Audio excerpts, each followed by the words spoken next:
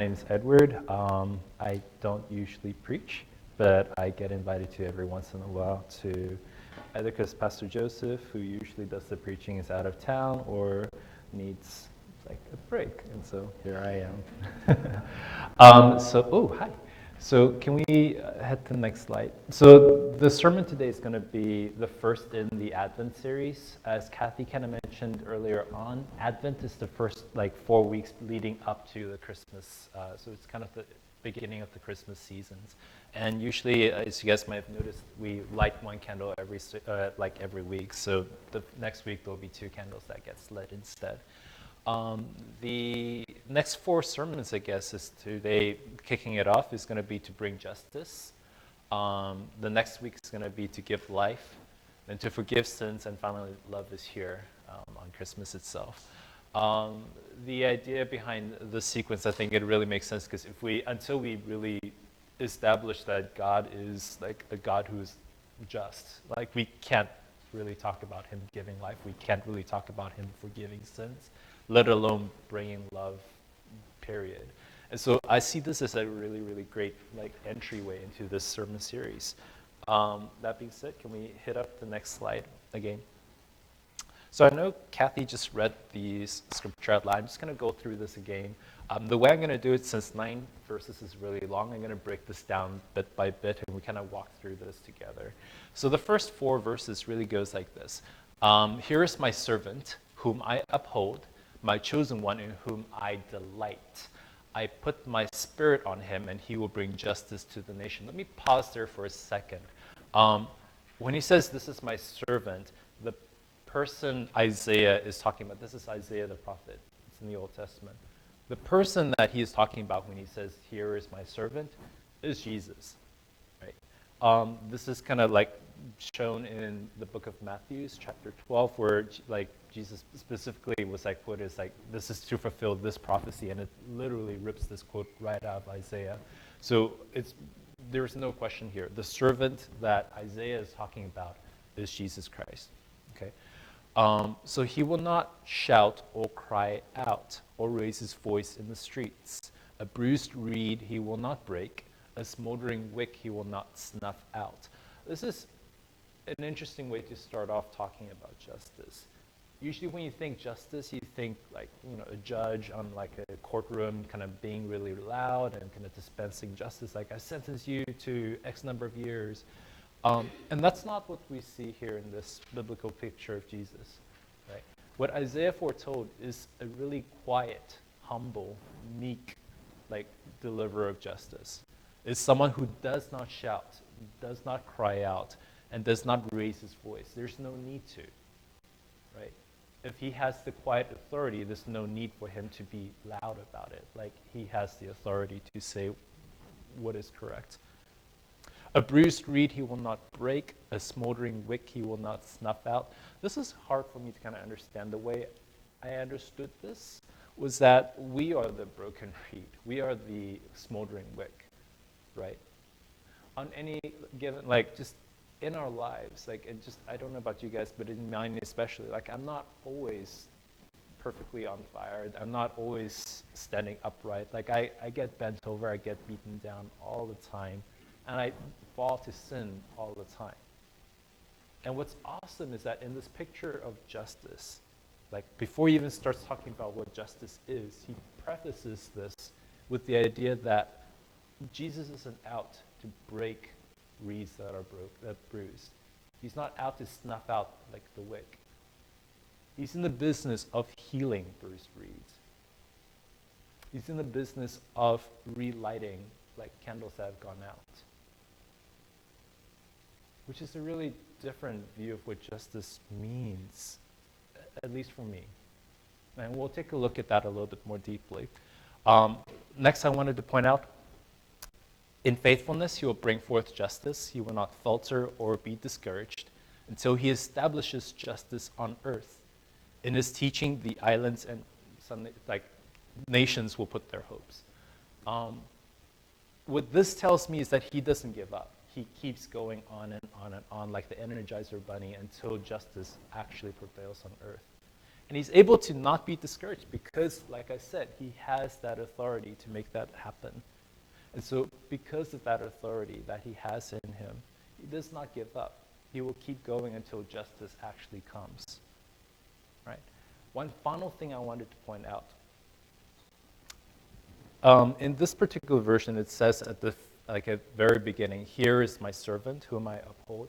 In the version Kathy read, and I actually prefer that version a little bit better, it uses a different word than "here is my servant." It uses the word "behold my servant." Behold is a pretty old word.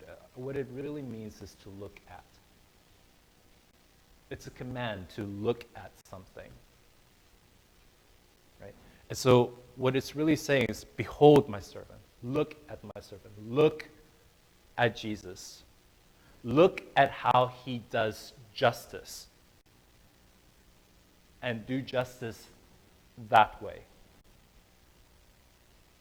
Look at my servant Jesus and see how he is humble. See how he does not raise his voice. See how he is meek. And be that. Lastly, look at my servant Jesus. See how he does justice and give him praise and honor and glory. That's what it means to behold my servant. All right, next slide. So, which brings us really to the question then, like what exactly is justice, right? I mean, we have a lot of different ideas for what justice means. We have like justice for like girls brand of clothing. I never understood why it's called that. We have the Justice League, which is like a band of superheroes. We have justice as like the Lady Justice with usually a blindfold. I don't know why this picture doesn't have the blindfold scale to kind of weigh the sins of the person or the crimes of the person against the punishment, and the sword to kind of dish out said punishment. And lastly, we have like justice in the sense of like the Supreme Court, right? And they're called justices for some reason. Now, here's the thing. Justice, really, at the bottom line, what it means is to bring about the quality of being just, righteous, equitableness, or moral righteousness. Now, there's a difference between the word equitable and equality. Right?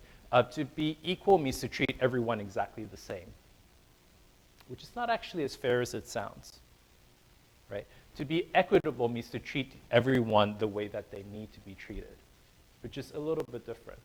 And so if I give you an example from, let's say, my classroom, if I was to be equal, what that will mean is I give every student exactly the same lesson, exactly the same lecture, and give them everything exactly the same. I treat them exactly the same. But if I was to be equitable, I would think about how some of my students are still learning English. They don't understand the worksheet that I'm passing out, and I might actually offer them some supports. Right? I might check in on them a little bit more. Is that the same? Am I treating them the same as students who are really strong in English? No, I'm treating them a little bit differently. So I'm not being equal, I'm being equitable. There's a difference, right?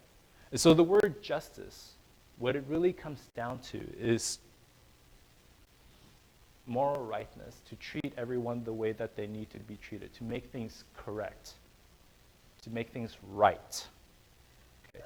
That's really what justice means. Now, the problem with the picture on the bottom left is that we have like this idea of what justice means, and in our minds, what it is superheroes dressed up in tights beating up bad guys and villains. And if we hit up the next slide, this leads to kind of a problem. It's a perverse view of what justice really is. It's half the picture, right? So let me tell you guys like a little story from my past that I'm not very proud of, just to kind of help illustrate this a little bit. So when I was about, I want to say 9 years old, I had these neighbors that lived right next door to me, and we would climb over the fence and go hang out and play together. There was a young boy who was about my age. He's like exactly the same age. We were both 9 at the time. And he had a little sister who was about 6, about 3 years younger than us. Okay. And so we usually get along pretty well, and we play together and like have a lot of fun on like, after school or on weekends. We'd hang out every day. Now, one day while we were playing, the younger sister, her name's Bridget, she, I don't want to say maliciously, but let's go maliciously. She was angry at me for doing something, I don't remember what, but she threw a toy at me and hit my leg, and it really, really, really hurt. It was a hard toy. I don't remember what the toy was, but I remember it hurt really, really badly.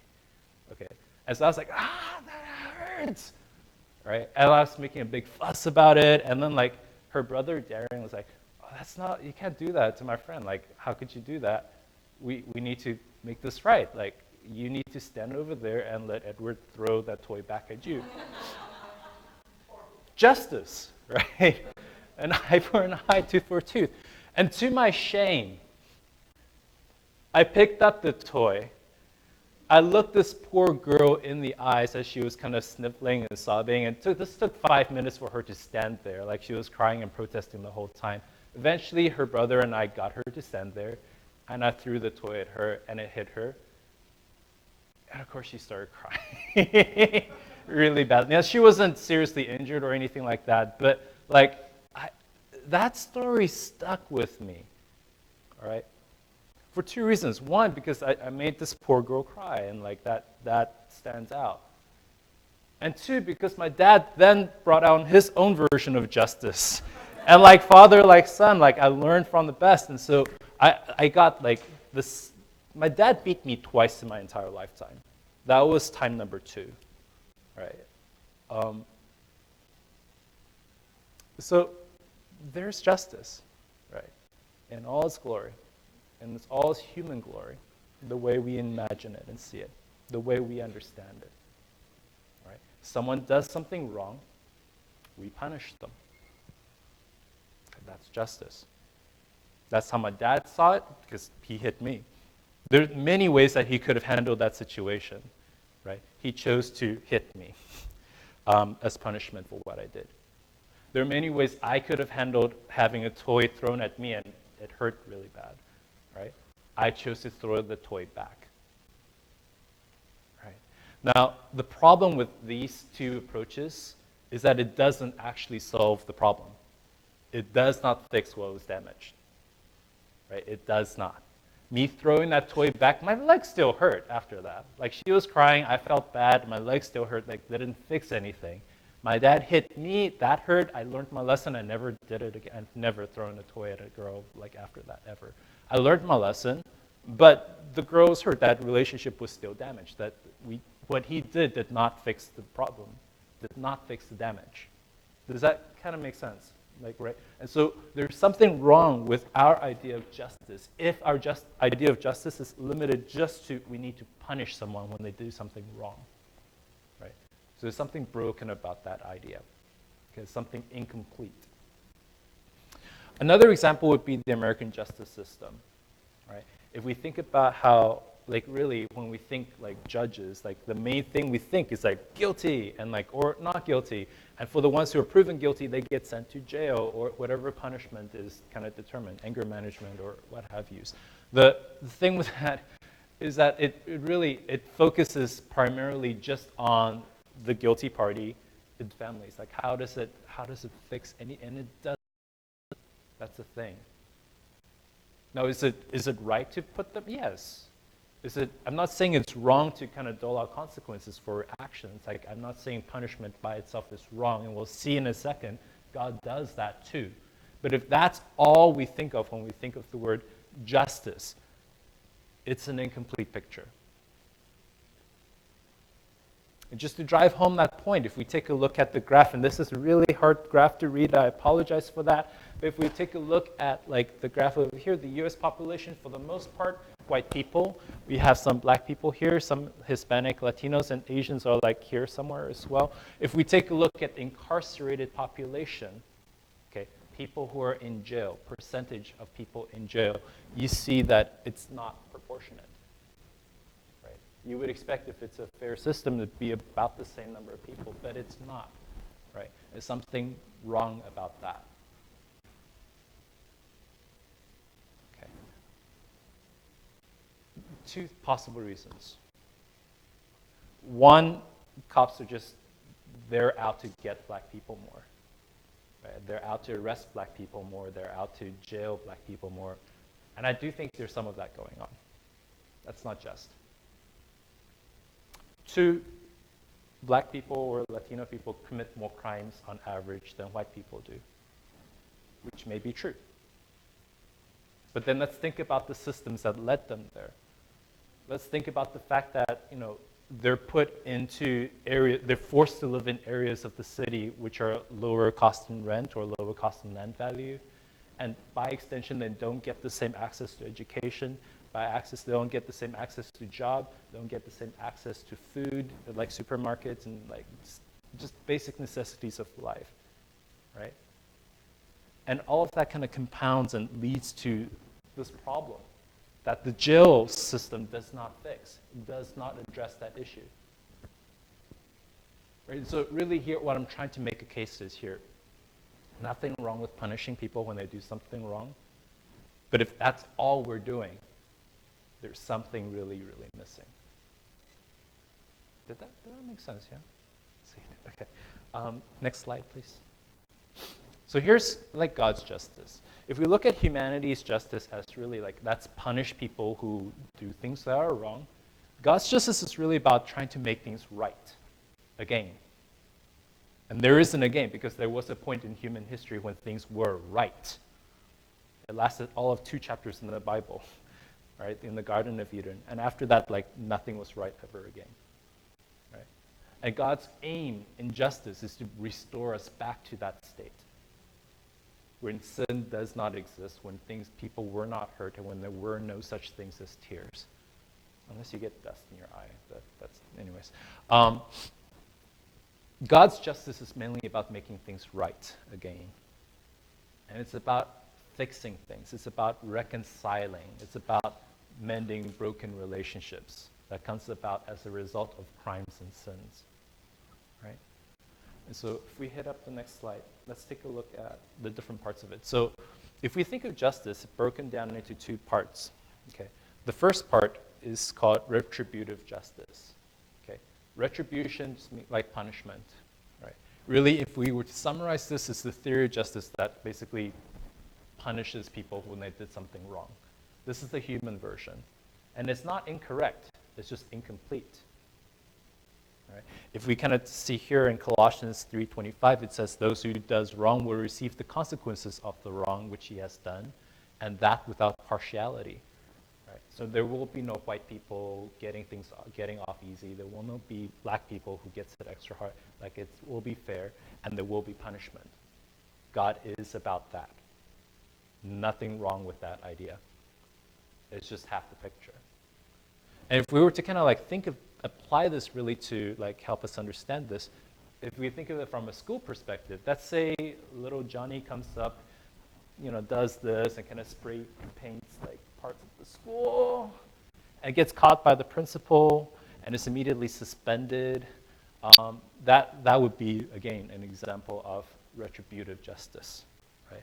You do the spray painting, you get expelled or you get suspended, or some sort of consequence gets doled out to you, all right? Which again, doesn't fix the fact that there is a graffiti on the wall, does not fix the fact that why was he even thinking that in the first place? Why did he feel the need to do the graffiti? Doesn't affect the fact that like other people in the community and the school feels betrayed by the fact that someone would do that to their community, right? Doesn't address any of that. All it does is punishes, right? Which again, necessary, just incomplete. So we take a look at the next slide, please. God's justice is part retributive. The other part, the part that completes it, is the restorative part. And what restorative justice is about fixing things. It's about making things right again. It's about restoring relationships that gets damaged and broken. And so if we think again about little Johnny who did the spray painting, when he gets caught, instead of being suspended, why not put him on some school beautification project? Why not give him, try to understand why did he do that spray painting in the first place? Was it because he feels like the school did him wrong somehow? Was it because he felt angry about something that happened? What is it exactly? Okay.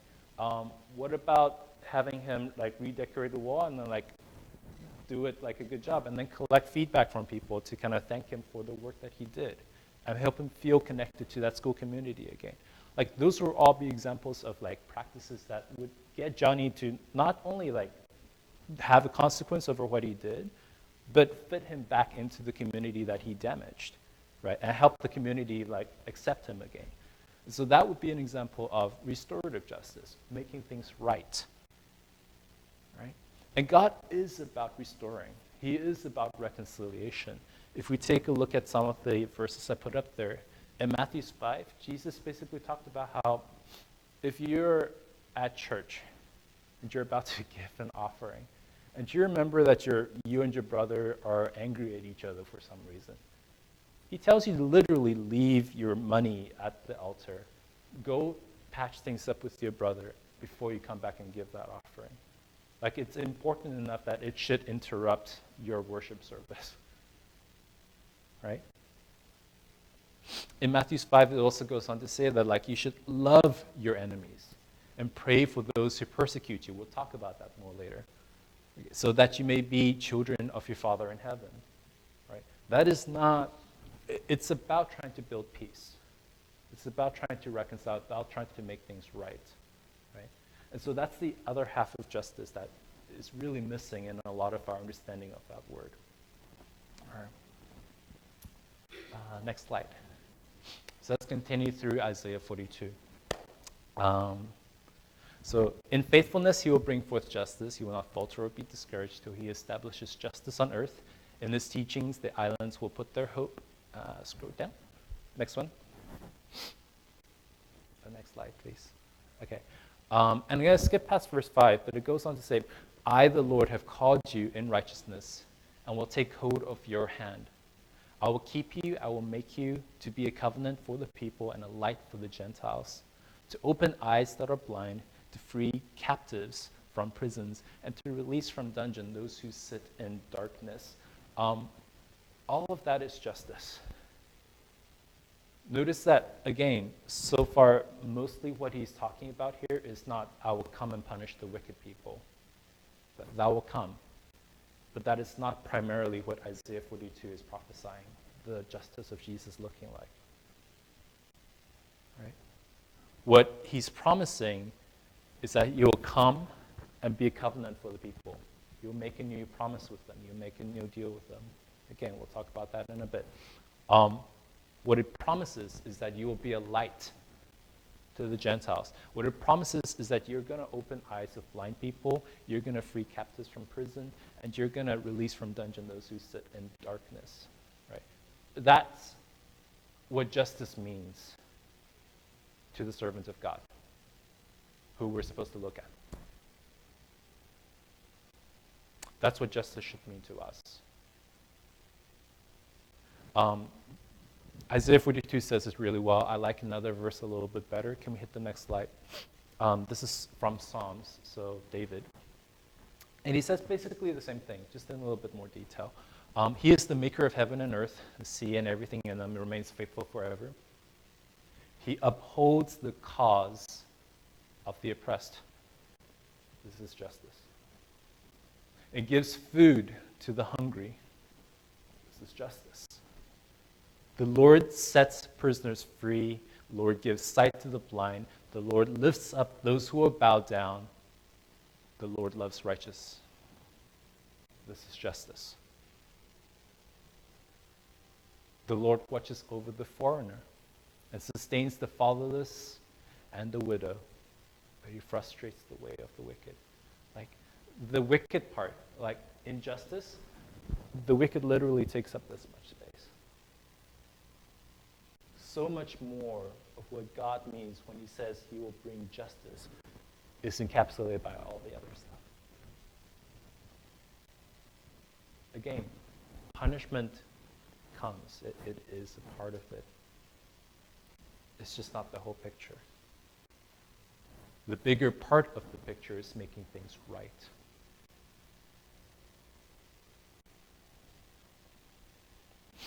Next slide. And so we're asked by God through the prophet Isaiah to behold his servant. And that means in part that we are to emulate him, to copy him, to do justice his way. So what that means is that we seek out social justice, right? That we care for those who cannot stand up for themselves. That when we see something wrong with the world around us, like we're touched by that, we're bothered by that. And more than bothered, we pray and actively do something to reverse that injustice. I think that's part of what God means. Why else would he say, like, whatever you do for the least one of these brothers and sisters of mine, you did for me? This is after that passage where he says, like, feed the, like, he basically accused people of, like, why did you not feed me? Why did you not clothe me? Why did you not visit me when I was sick and in prison? And they asked, like, well, we never saw you hungry. We never saw you thirsty. Why? What do you mean? And he says, like, if you don't do this for those who hunger, if you don't do this for those who thirst, if you don't do this for those who languish in jail, like if you don't care about the injustices of the world, you don't care about my justice. You don't care about me and what I'm about. Right? And so I do think God cares a great deal for the justice of society. Okay. When we are to, if we behold Jesus and we want to do justice his way, I believe that we're asked to seek reconciliation. I think he cares about that more than us getting justice our own way. So it's not about throwing toys at someone who threw them at you. It's about trying to fix that relationship what was damaged. All right. Lastly, it's like not to seek revenge on your own. As I said, not about throwing toys yourself. But instead, Jesus encourages us to love our enemies. Do good to those who hate you. Bless those who curse you. Pray for those who abuse you. To one who strikes your cheek, offer the other also. This is that famous turn the other cheek phrase. This is where this comes from. If we hit up the next slide, this puts us in kind of a weird, awkward situation, right? Because, like, what did Jesus really mean when he says turn the other cheek? Why? Like, what is so wrong about striking back? About picking up that toy and throwing it back at the little girl? Like, what is so wrong about that? And if we don't think like a defenseless little girl, and we instead think of like a big bully who hit me, why not fight back? Why not? Is it just context where, like, in one situation when it's a little girl, it's not okay to throw the toy? In another situation where it's a bigger guy, it's okay for me to fight? No. I think when Jesus says turn the other cheek, he meant it to apply to any and all situations. Now, here's the thing. Should we just then take punishment, like just let people throw toys at us, like, continuously? No, I don't think so. I think in as much as it depends on us, we try to fix the relationship, we try to understand why they're throwing that toy, we try to get at the heart of the problem and try to get them to stop. I just don't think he means pick up the toy and throw it back, no matter how big the opponent is. Right? And I think one of the many reasons, there are a couple of reasons for this, but one reason is this. We're not any better than they are. Let's get a heart of this. When it's really easy when someone does something wrong to us to think of us as the good guys and them as the bad guys. It's very easy to do, right? If the boss says something really insensitive to you, if your mother does something to hurt your feelings, if your husband, forgets it's your birthday, whatever. Like, it's really easy to get into the mindset like, I'm right, they're wrong. I'm the good person, they're the bad person. And that's a dangerous place to be. Because what the Bible teaches is that there is no one that is good. There is no one who is righteous. Everyone has sinned in some way, shape, or form. And so Jesus kind of gave this really beautiful story of a servant who owed, like, a king $1 million. He didn't use dollars. I just converted it. $1 million. There's no way he could pay that back. And the king basically says, it's fine. It's okay. I cancel the debt. You don't have to pay me back anymore. Right? And that servant goes out and sees another servant who owes him like $20 and starts demanding that he pay back that $20. And when that other servant says, like, I can't, I don't have money on me right now, I can't afford it, like, money's tight right now, I can't.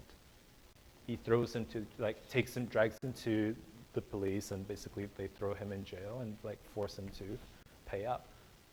And when the king heard this, he tells that first servant, like, I canceled a debt of $1 million.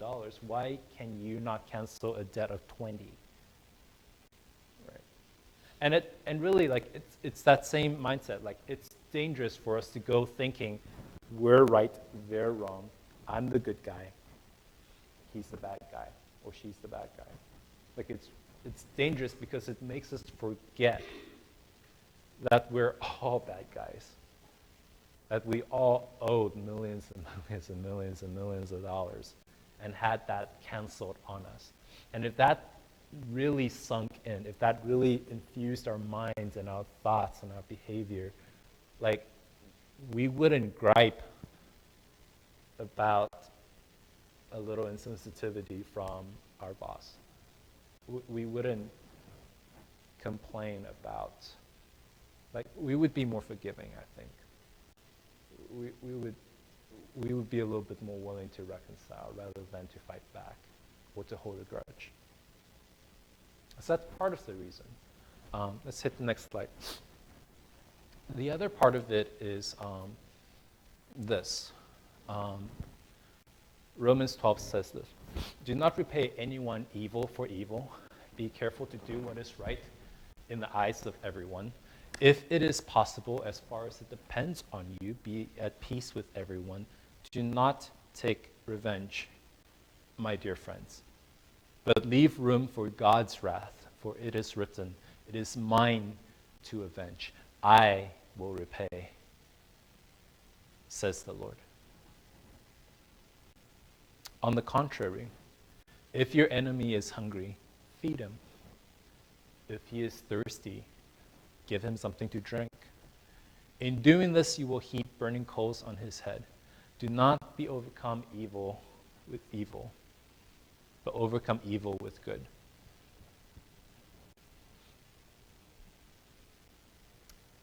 What this is telling me is that the wrongs that my boss do to me, the wrongs of a husband forgetting birthday, or mom saying something that's hurtful, or even the wrongs of having a toy thrown at me and hurting my leg. There's judgment waiting for that. God will see to it. And God's judgment is way harsher than anything we could do. It's way worse than me throwing a toy back at her.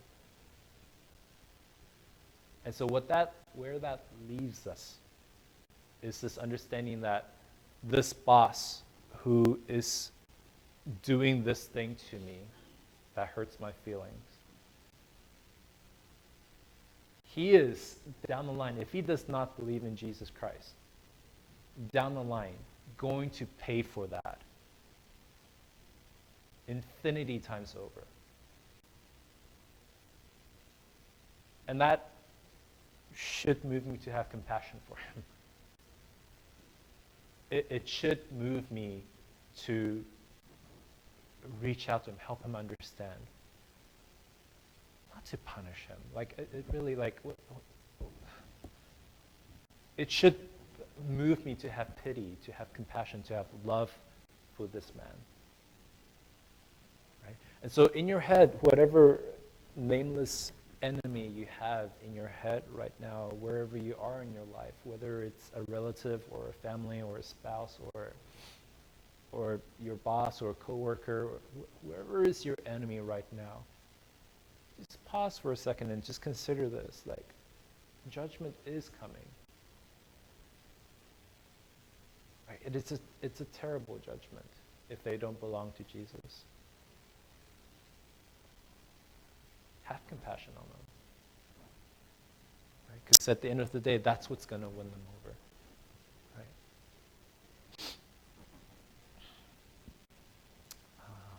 Next slide. So the next question I kind of wanted to tackle and think about was this one. Like, why do good men suffer and like the wicked thrive? You guys kind of maybe heard this question or asked it yourself before. Like, that doesn't seem just, right? Like, why should certain people get elected when they're clearly undeserving? Why should,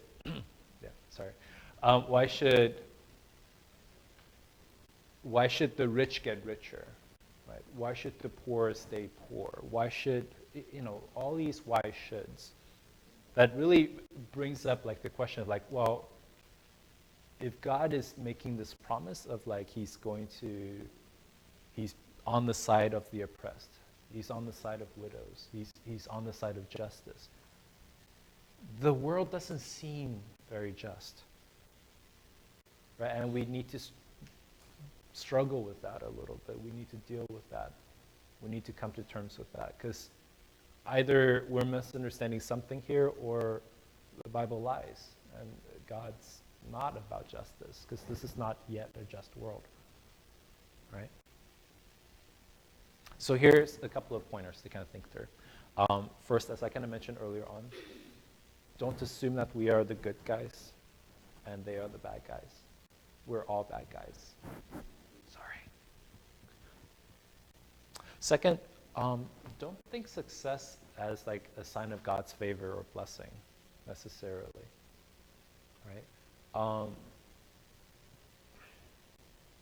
Jesus was someone in whom God delighted, right? It says so in Isaiah 42. We just read about him. This is behold my servant whom I delight.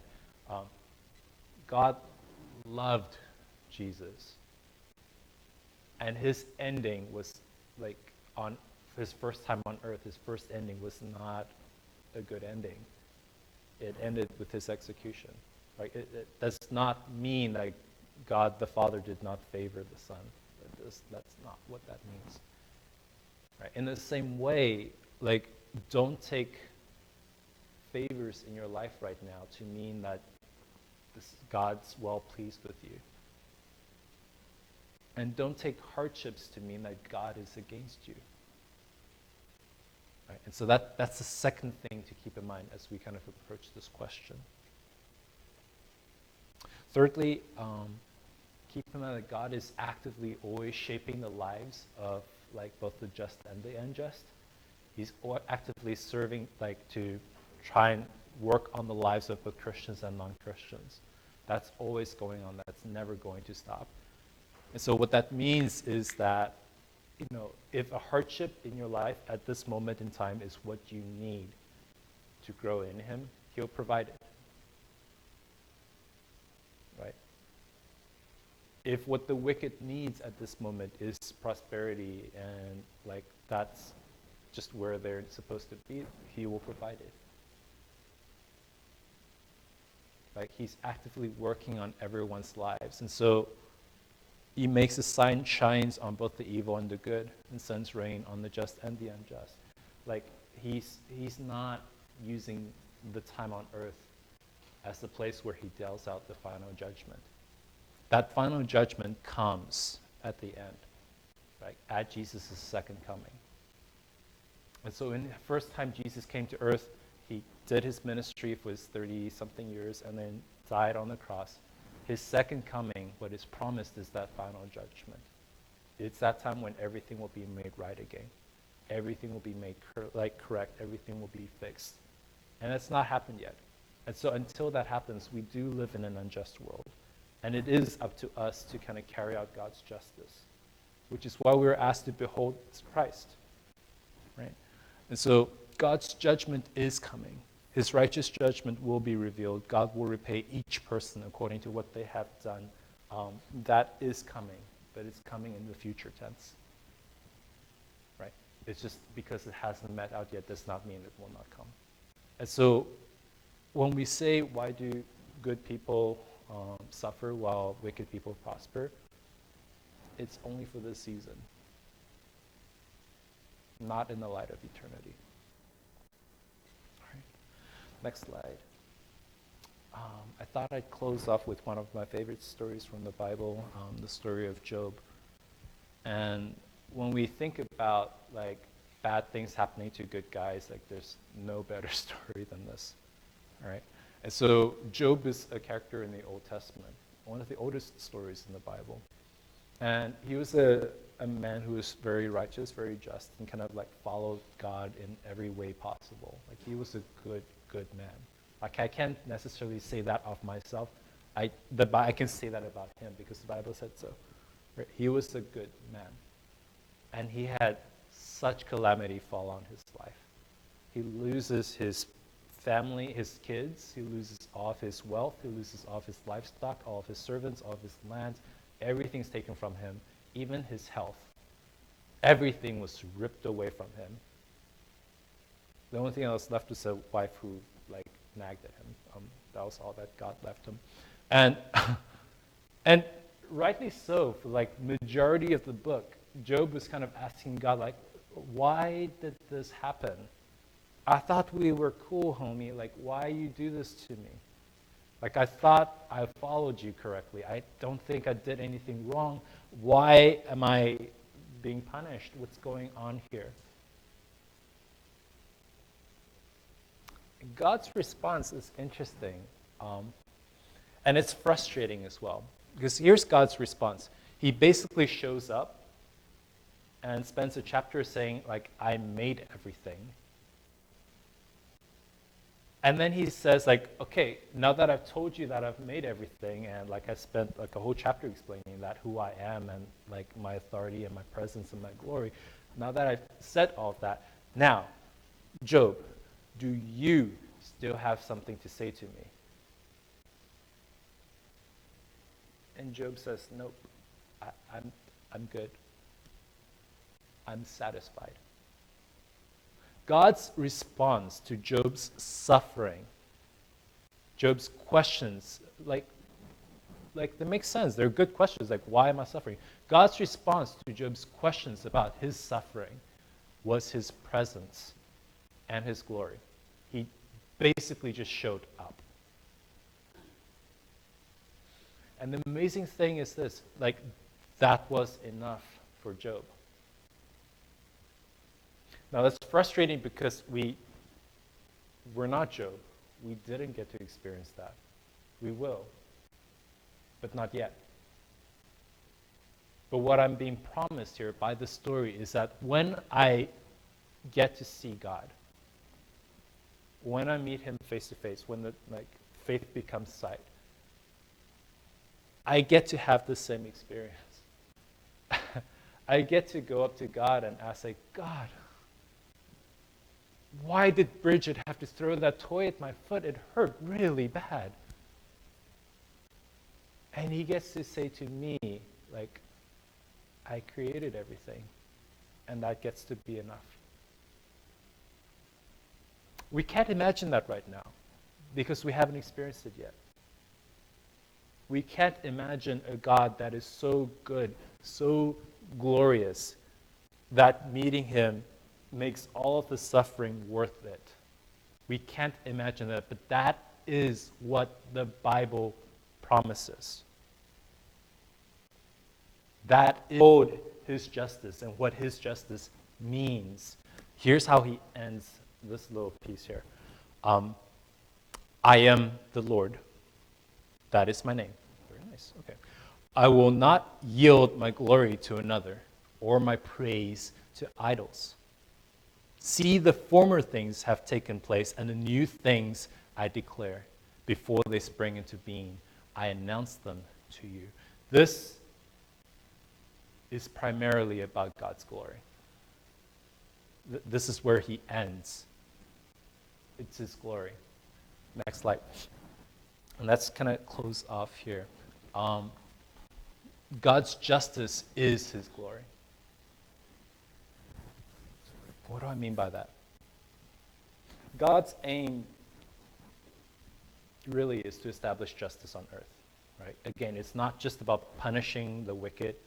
It's about restoring what was broken,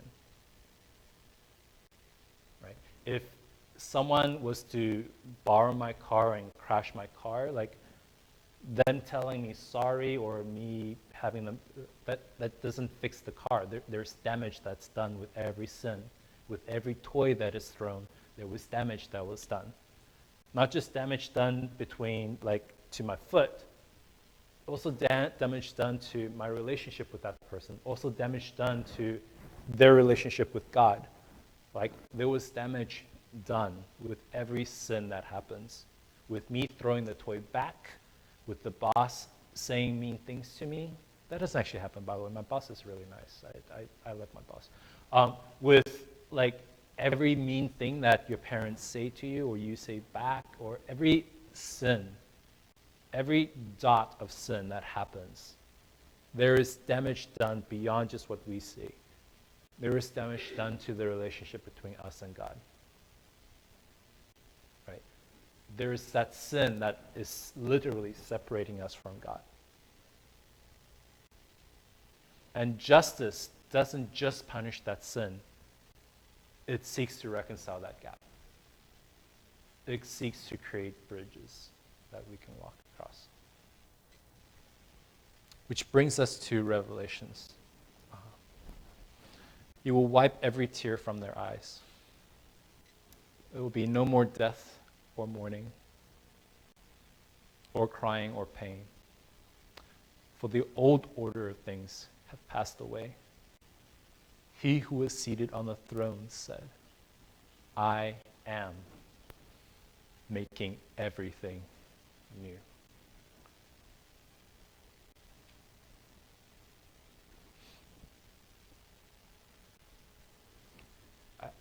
I can't imagine an earth where God's justice has won.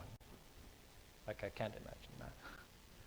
I can't imagine a world where there is no more sin, there is no murder, there's no such thing as hate, there's no such thing as anger anymore, like, there's no tears to wipe. Like, I can't imagine that in my sin-filled little head. Like, I can't do it. But that's what's promised. And that's going to be glorious. That's God's aim. And it was accomplished by Jesus, which is why I have that image there. Jesus, by dying on that cross, is what allowed that to happen. It's not just about forgiveness. It's not just about punishment. Like, it's not what justice is about. It goes so many steps beyond that. What Jesus did was repair all the damage that our sins have done. It's better than making Johnny fix the graffiti and, like, make the place beautiful. It goes so many steps beyond that. It repairs the damage done to the relationship between man and God. And that's the glorious conclusion. So we end basically as Isaiah 42 started. Behold my servant. Behold my servant. Because he is making everything new. Okay, let me close off in prayer. God,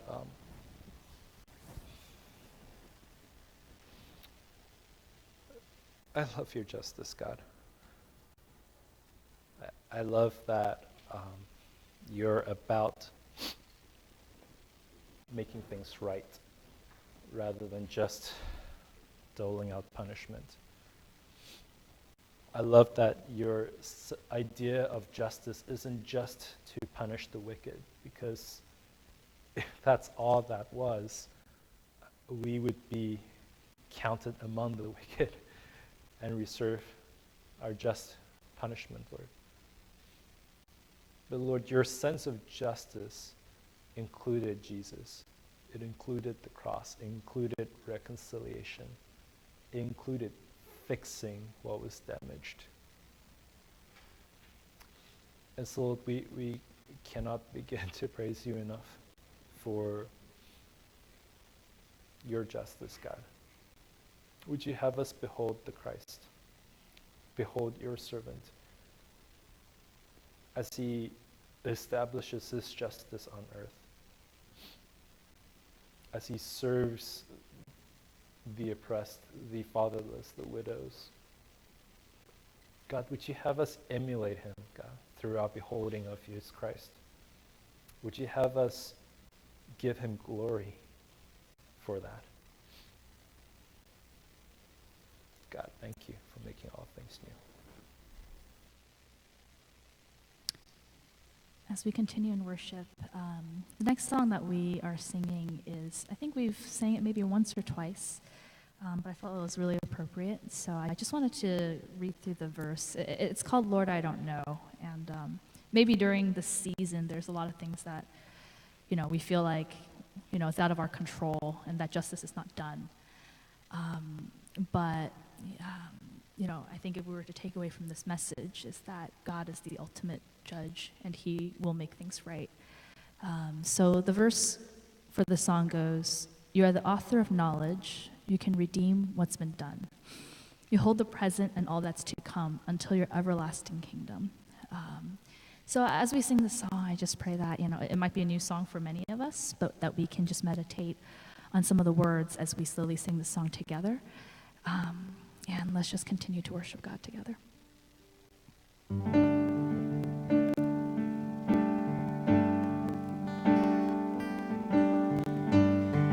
Lord, I don't know where all this is going or how it all works out.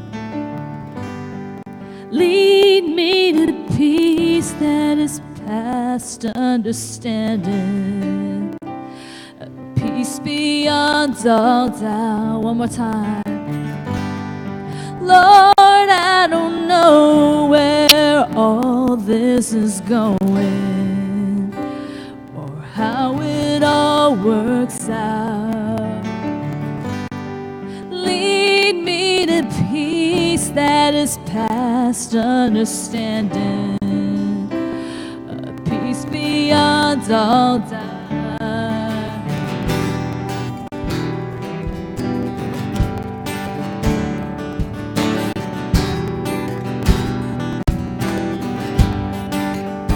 You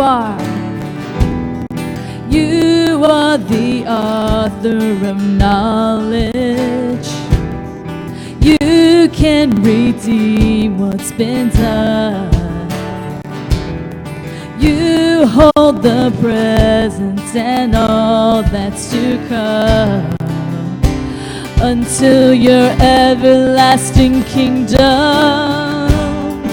Lord, I don't know where all this is going or how it all works out.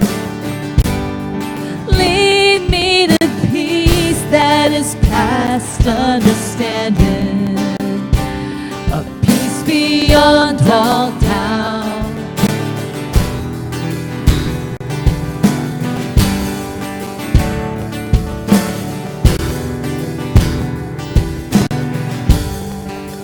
You are the God.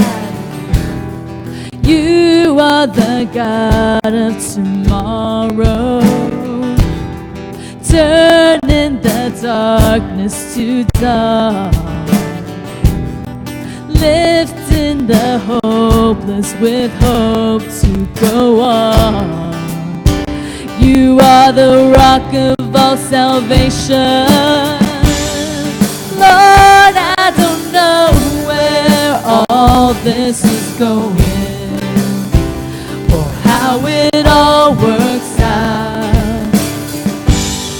Lead me to peace that is past understanding, a peace beyond all doubt.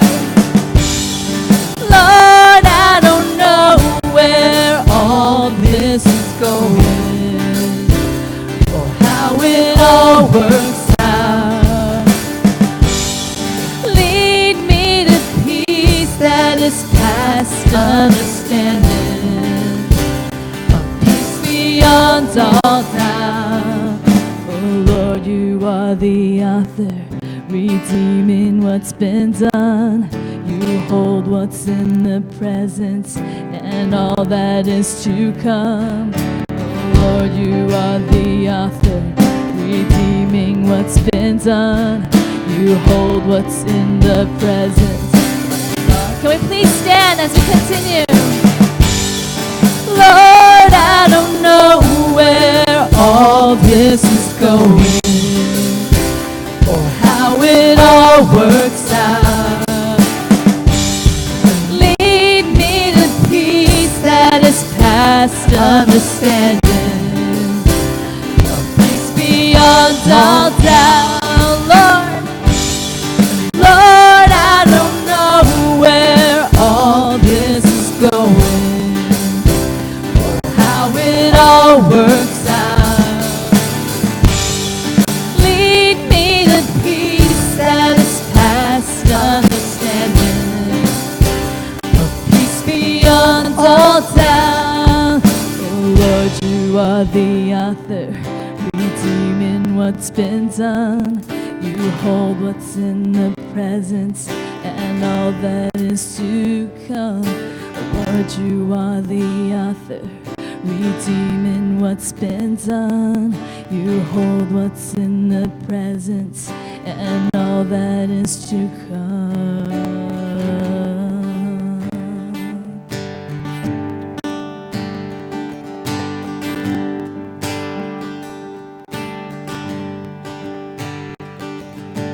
Who, oh Lord, could save themselves? Their own soul could heal. Shame was deeper than the sea. Your grace is deeper still. You alone can rescue. You alone can save. You alone can lift us from the grave. You came down to find us, let us out of death. To you alone belongs the highest praise. From the top, who, oh Lord? Who, oh Lord, could save themselves? Their own soul could heal. Our shame was deeper than the sea. Your grace is deeper still. You alone can rescue. You alone can save. You alone can lift us from the grave.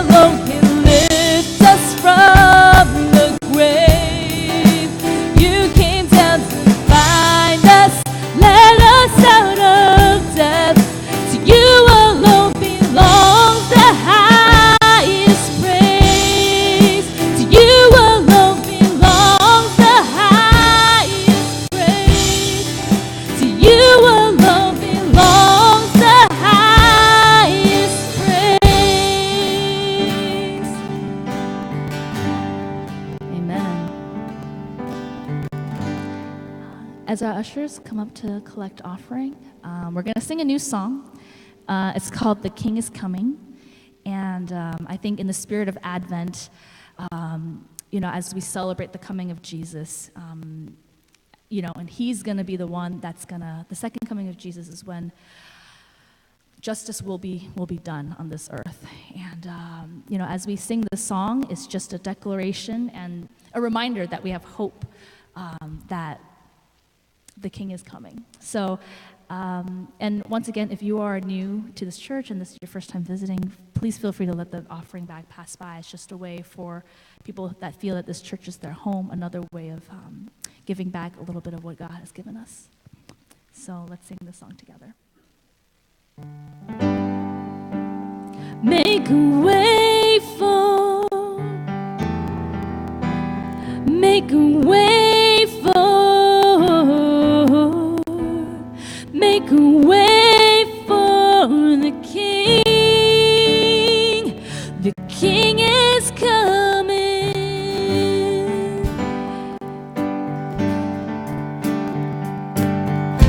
Empty hearts are filling up. Wicked ways are coming undone. Every eye is looking out for you.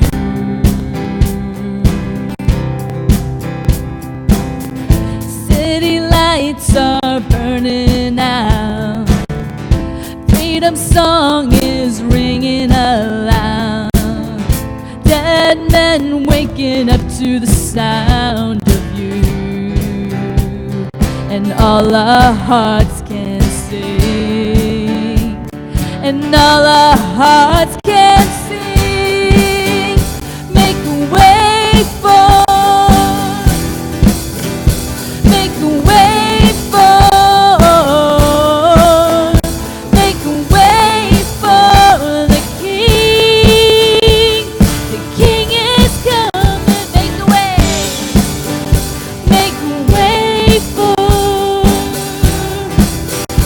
Make a way for. Make a way for the King.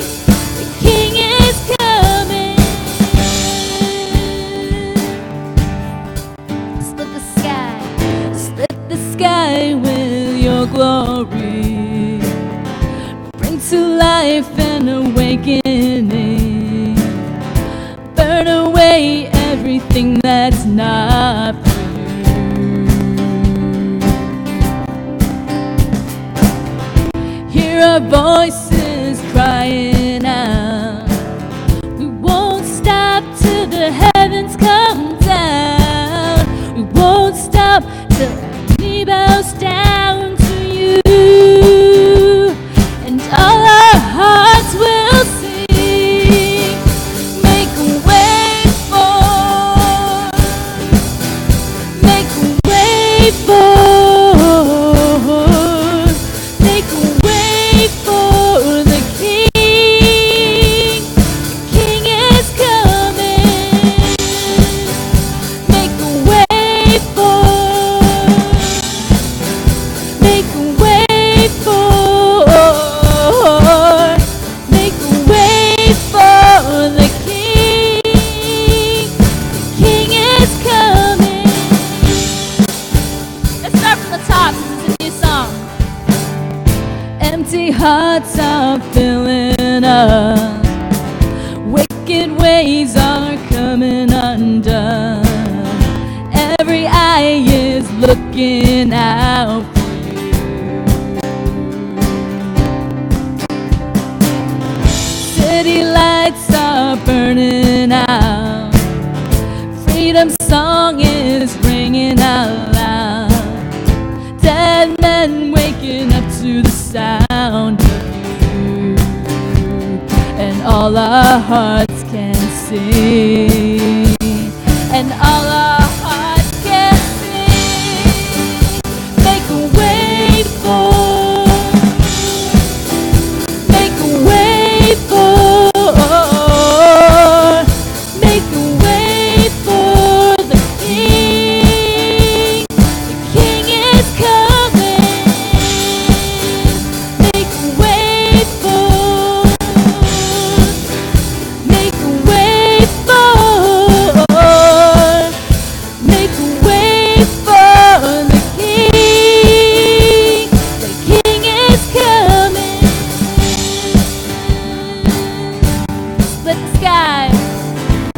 the sky with your glory. Bring life and awakening. Burn away everything that's not from you. Hear our voices crying out. We won't stop till the heavens come down. We won't stop. Every knee bows down to you, and all our hearts will sing. Make a way for, make a way for, make a way for the King. The King is coming. Make a way, make a way for, make a way for, make a way for the King. The King is coming. Open up the doors. Open up the doors. Lift our eyes to see. Our King is coming. Open up. Open up the doors. Open up the doors. Lift your eyes to see. A King is coming. Make a way for, make a way for, make a way for the King. The King is coming. Make a way for, make a way for, make a way for the King. The King is coming.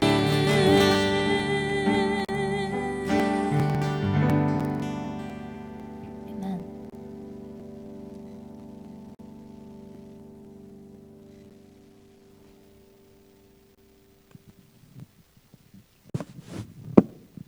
Let's pray. God, thank you. Thank you for this offering.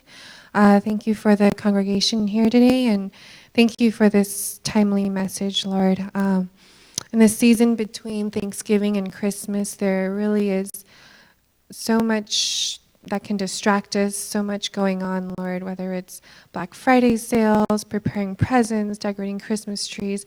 Lord, there's nothing wrong in any of these in themselves, but I really pray that for this church and in each of our daily lives, God, that we can remember this is a season about you, that we can prepare our hearts and our minds to celebrate the birth thousands of years ago of your Son, Jesus Christ, that we can also clear our hearts and minds of any lingering grudges, resentments, feelings of injustice, and that we can offer those up to you, Lord, and really believe that any definition of justice from you, God, is better than any definition of ours. And that when we're able to do this, Lord, that it can really free us up to love you more, love others more, to serve you more, to serve others more, and to really live a life that glorifies you. In Jesus' name I pray. Amen.